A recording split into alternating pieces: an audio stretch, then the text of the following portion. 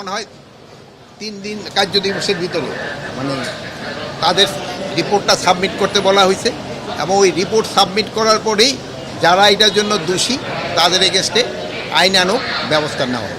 অন্য উপদেষ্টা একটা জিনিস জানার বিষয়, সেটা হচ্ছে উপদেষ্টা সাবেক রাষ্ট্রপতিকে নিষেধাজ্ঞার ব্যাপারে একটা নিষেধাজ্ঞা ছিল এসবির পক্ষ থেকে আপনাদের কাছে পাঠিয়েছিল, সে বিষয়ে আপনারা কতটুকু জানেন? আমাদের কাছে নিষেধাজ্ঞা পাঠাইছে কিনা আমি জানি না, এটা বিভিন্ন মিডিয়া ছাপা হয়েছে। বিভিন্ন মিডিয়ায় তো অনেক সময় ভাই আপনি অনেক কথা, একটা এসপি অফিস থেকে যদি স্বরাষ্ট্র মন্ত্রণালয়ে কোনো কাগজ পাঠাইছে আমার জানা নেই। এই জন্য কিন্তু একটা ইনকোয়ারি করা হয়েছে, যেহেতু ইনকোয়ারি কমিটিটা এটা পুঙ্খানুপুঙ্খানু দেখে এটার বিরুদ্ধে একটা আইনানুগ ব্যবস্থা নেওয়ার জন্য বলবে এবং এটার জন্য যারা দোষী তারা কেউ আইনের আওতায় তাদের শাস্তি পেতেই হবে। ইন্টারপোলের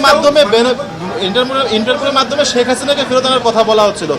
এখন যে পরিস্থিতি আছে, একটা যুদ্ধাবস্থা ভারত পাকিস্তান, এই সময়কে আনার প্রক্রিয়াটা আপনারা জোরদার করবেন কিনা? এটার জন্য তো প্রক্রিয়া সবসময় জারি আছে, আপনারা জানেন। ইন্টারপোলের আচ্ছা ঠিক আছে, যেহেতু উনি তো সাইডে, এই জন্য ইন্টারপোলের মাধ্যমে আমরা তো চেষ্টা করতেছি।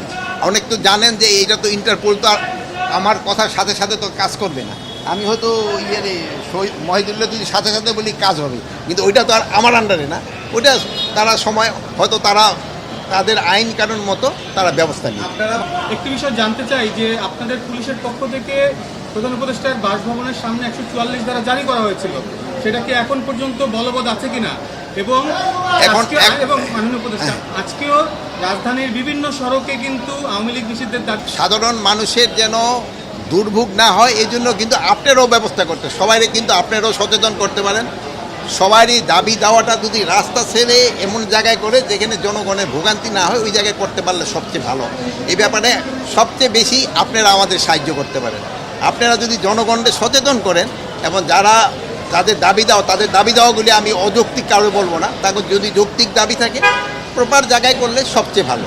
এখন দেখছেন যে তারা কিন্তু প্রথমে এক জায়গায় যেখানে বলার পরে তারা কিন্তু শিফট করে গেছে অন্য জায়গায়।